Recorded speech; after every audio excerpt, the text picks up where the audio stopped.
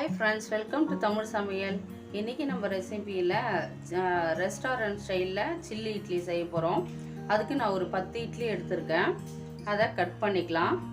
நீங்கள் வீட்டில் மீதி இருக்கிற இட்லியை கூட மீந்து போகிற இட்லியில் கூட இது மாதிரி செய்யலாம். இது மாதிரி எல்லா இட்லியும் கட் பண்ணிக்கலாம். அவ்வளோதான், எல்லா இட்லியும் எடுத்துட்டோம். நீங்கள் இது மாதிரி சின்னதாக கட் பண்ணலன்னா நீங்கள் இது மாதிரி கூட கட் பண்ணிக்கலாம், பெரிய பெரிய பீஸாக. இப்போ எல்லா இட்லியும் கட் பண்ணி எடுத்துட்டோம். ஆயில் வச்சுருக்கேன் வானலில். இப்போ ஃப்ரை பண்ணி எடுத்துக்கிறோம். நல்லா ஆயில் காஞ்சிடணும். காயாது நீங்கள் போட்டீங்கன்னாக்கா இட்லியில் எண்ணெய் இழுத்துக்கும்.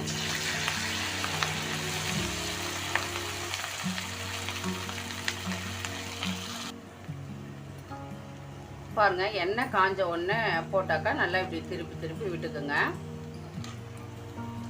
நல்லா கிறிஸ்பியாக ஆகிடும்.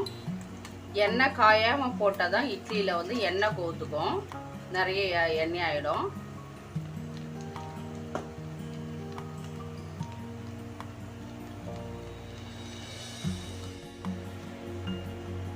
பாருங்க, நல்லா ஒரு கோல்டன் ப்ரௌனாக கிறிஸ்பியாக செவந்துடுச்சு. இப்போ இட்லி எடுத்துடலாம்.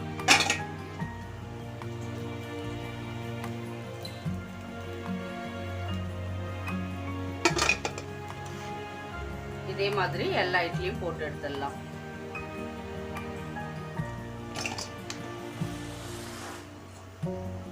பாருங்க, சவுண்டே எவ்வளோ சூப்பரா கிறிஸ்பியா கேக்குது.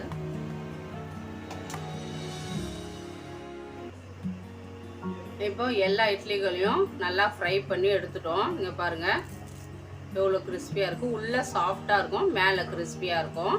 இப்போ நம்ம செய்ய ஆரம்பிச்சிடலாம். இப்போ ஆயில் காயட்டும். இப்போ ஆயில் காஞ்சிச்சு. 1/4 ஸ்பூனை விட குறைவாக கொஞ்சமாக சீரகம்,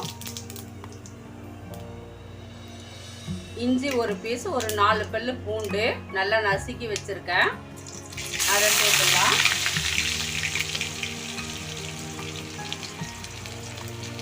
நாலு பச்சை மிளகா நீளமாக கட் பண்ணி வச்சுருக்கேன், அதையும் சேர்த்துடலாம்.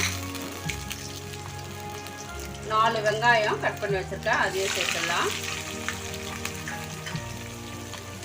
சேர்த்துட்டு இதை பச்சை வாசனை போகிற வரைக்கும் வதக்கிடலாம்.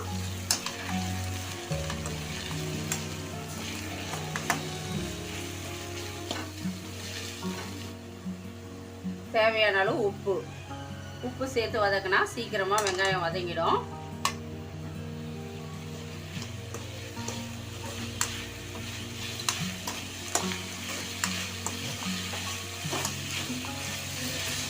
நல்லா இஞ்சி பூண்டு பேஸ்ட்டு பச்சை வாசனை போகிற அளவுக்கு வதக்கினா போதும்.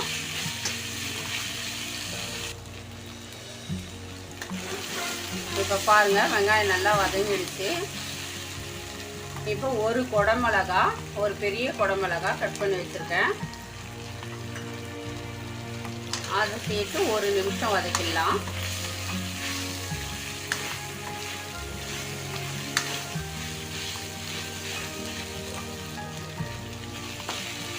அவ்வளோதான், வதங்கிடுச்சு. இப்போ நம்ம சாஸ்லாம் சேர்த்துடலாம். டொமேட்டோ சாஸு 3 ஸ்பூன்,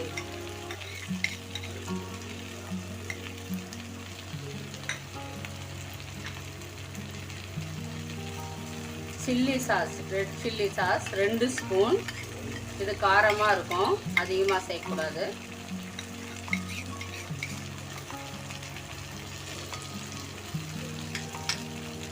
இப்போ இதை சேர்த்து நல்லா மிக்ஸ் பண்ணி விட்டுருவோம்.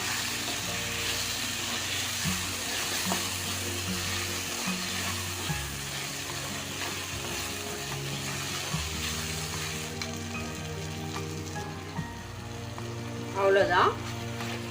இப்போ நம்ம ஃப்ரை பண்ணி வச்சுருக்கிற இட்லியை சேர்த்துடலாம். நல்லா ஃப்ரை ஆகிருக்கு, எப்படி சத்தம் வருது பாருங்கள். இதை நல்லா மிக்ஸ் பண்ணி வச்சிடலாம்.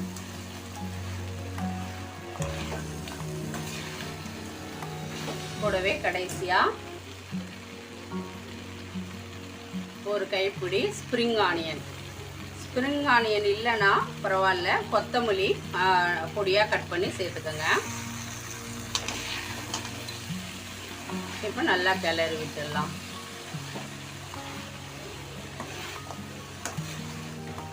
ஒரு நிமிஷம் நல்லா கிளறி விடுங்க. அப்போ தான் அந்த மசாலா பொருட்கள்லாம் நல்லா சேரும்.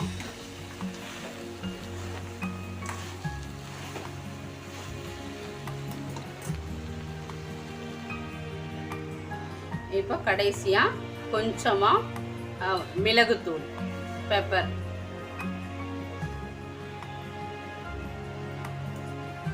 தூவி கிளறி இறக்கிடலாம். சாஸ் இல்லாதவங்க தக்காளி ஒரு 2 தக்காளி, மிளகாய் ஒரு 5 மிளகாய், ஒரு பீஸ் இஞ்சி, ஒரு 3 பல் பூண்டு, ஒரு அரை ஸ்பூன் சர்க்கரை இதை சேர்த்து நல்லா மிக்சியில் அரைச்சிட்டு கொஞ்சமாக ஒரு 2 ட்ராப் லெமன் இதை விட்டு அரைச்சிட்டு நம்ம வதக்கிக்கலாம். வெங்காயம் போட்டதும் அந்த விழுதை போட்டு வதக்கி இது மாதிரி செய்திடலாம்.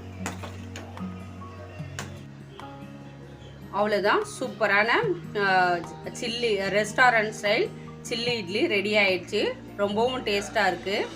பாருங்கள், ரொம்ப சூப்பராக இருக்குது. இதே மாதிரி வேறு ஒரு புது டிஷ்ஷோட அடுத்த வீடியோவில் சந்திக்கிறேன்.